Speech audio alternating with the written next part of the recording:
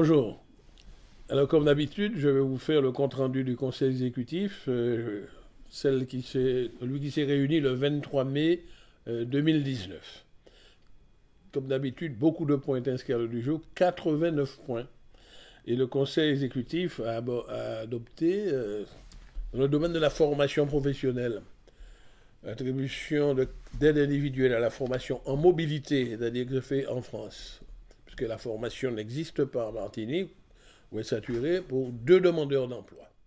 Dans le domaine du développement numérique, le Conseil exécutif a eu à examiner, donner un avis sur un dossier qui ira en plénière, puisque l'Assemblée de Martinique sera sollicitée pour donner délégation, autorisation de signature au président du Conseil exécutif, afin qu'il puisse signer tout acte dans le cadre de la délégation de service public qui est passée pour le très haut débit.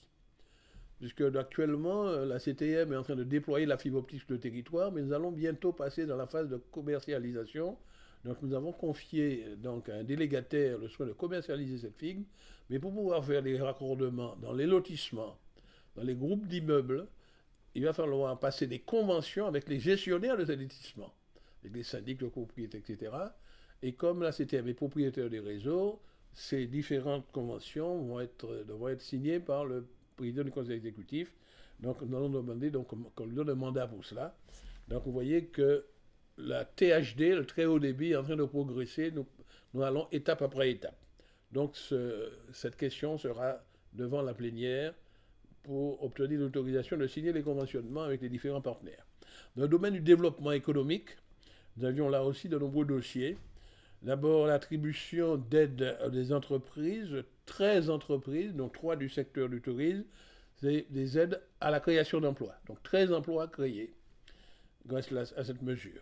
Toujours dans le domaine économique, nous avons eu à examiner une proposition de prolongation de la convention NACRE. Alors NACRE, c'est quoi? C'est le nouvel accompagnement pour la création et la reprise d'entreprises. C'est une mesure qui marche bien, mais qui avait une convention à terme. Donc nous avons pris la décision de le prolonger encore d'1 an. Également, nous avons eu à examiner les demandes de petites entreprises, des aides à l'investissement. Donc nous avons accordé, pris des mesures positives, donc accordé à 7 entreprises, dont 4 du secteur du tourisme et 3 du secteur des services. C'est des aides à l'investissement. Toujours dans le domaine économique, nous avons eu à examiner une demande de financement du cluster maritime de Martinique. C'est pour l'organisation de Martinique Boat Show, de salon nautique international qui vient de se tenir sur le port de l'étang Abricot. Bien. Dans le domaine des fonds européens, là il y avait donc de nombreux dossiers, puisque à suite d'un appel à projet dans le secteur pour le fonds du FEDER, dans la mesure modernisation des exploitations agricoles de la filière canne et sucre, 61 projets ont été présélectionnés. Évidemment, les porteurs de projets ont à affiner leur dossier, qui ensuite feront l'objet de décisions individuelles pour leur financement. Dans le domaine agricole, toujours pour le FEADER, donc nous avons retenu la proposition de financement pour l'association L'école vert. C'est pour un projet d'animation bio, l'agriculture biologique. Dans le domaine de l'aménagement du territoire, nous avions examiné une demande émanant de la commune du Carbet. C'est pour classer en APIT, c'est-à-dire l'aménagement pour la pêche d'intérêt territorial, le site de Grandance, ce territoire de la commune du Carbet. Donc, l'avis favorable a été donné, ça sera présenté en plénière prochainement. De même que nous avons donné un avis positif, favorable, pour le projet de plan de prévention de gestion des déchets de Martinique. Également, nous avons donné un avis favorable pour la proposition d'attribuer une subvention à l'ODE, l'Office de l'eau, pour l'élaboration de modèles de gestion de la ressource en eau à l'échelle de Martinique. Dans le domaine du logement, nous avons retenu la proposition d'accorder une garantie à la CIMA à hauteur de 40%. C'est pour un emprunt qu'elle doit effectuer pour la construction de 32 logements de type PLS qui sont situés au quartier Ravenne-Vilaine à Fort-de-France. C'est des propositions qui vont être soumises à l'Assemblée de Martinique.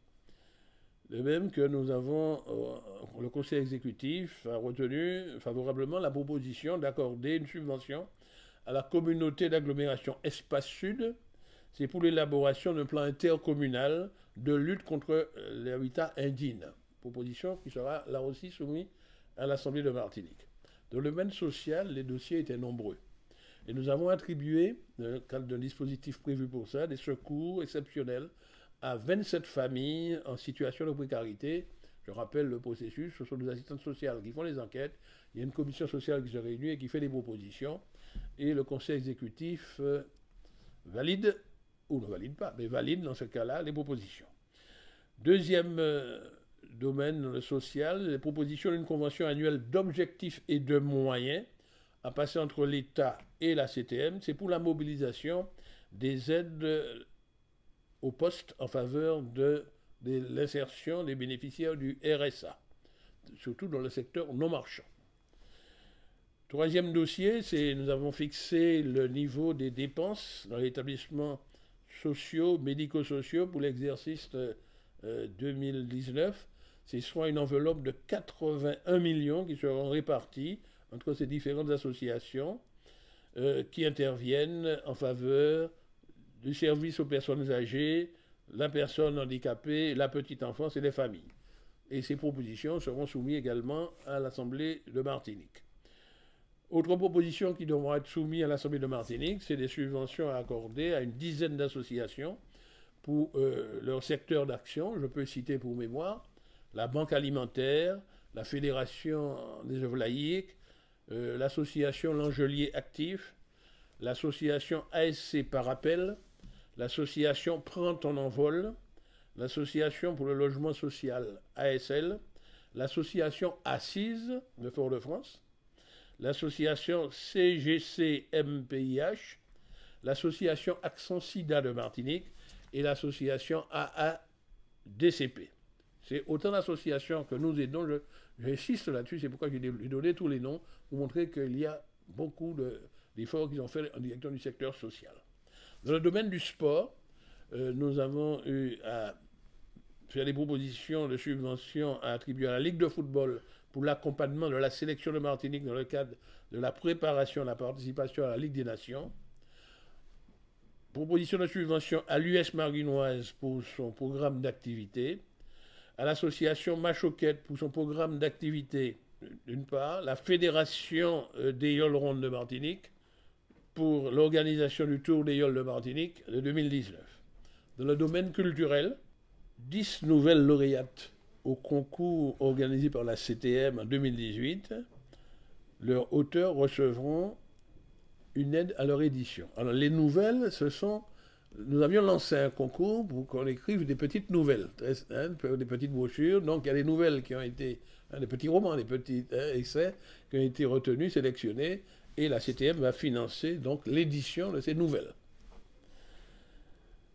Alors, dans le domaine des aides aux communes, dans le domaine culturel, nous avons examiné ce 23 mai des demandes de la commune du Lamentin, ou plus précisément l'Office de la culture du Lamentin. C'est pour la 21e édition de Samedi Gloria, Damier Samedi Gloria. Pour Saint-Pierre, c'est l'organisation de la 44e édition du Mai de Saint-Pierre, qui se déroule ce mois-ci, de mai 2019. Le Marigot, c'est pour la célébration du 130e anniversaire de la commune. À Grand-Rivière, c'est pour l'organisation de la manifestation intitulée Les Chorales du Nord. Et également à la commune du François pour l'organisation de la 8e édition du Festival international de haute taille et de quadrille du monde.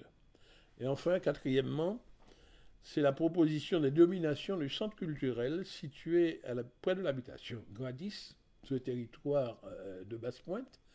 Alors la proposition qui sera faite à l'Assemblée plénière, c'est de baptiser ce centre. D'abord, il faut le créer, ce centre, juridiquement, créer ce centre culturel, pour le mettre dans la référence, et lui donner le nom de Antoine Tégamène d'Isoiseau, qui est un ancien commandeur de l'habitation, mais en même temps, c'est un Martiniquais d'origine indienne, et qui, de son vivant, était même prêtre indien, puisqu'il faut savoir qu'à côté du centre culturel, il y a un temple indien qui est encore en activité, où les Martiniquais d'origine indienne qui ont gardé leur culture hindoue, leur religion hindoue, peuvent organiser des cérémonies Et Antoine Tegamen d'Isoiseau était l'un des leurs, très connu. Nous avons voulu rendre hommage, en tout cas nous proposons à l'Assemblée de rendre hommage à la communauté martiniquaise d'origine indienne.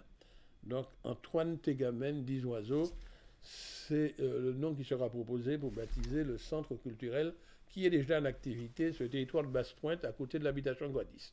Voilà donc les principaux dossiers qui ont été traités au Conseil exécutif du 23 mai 2019.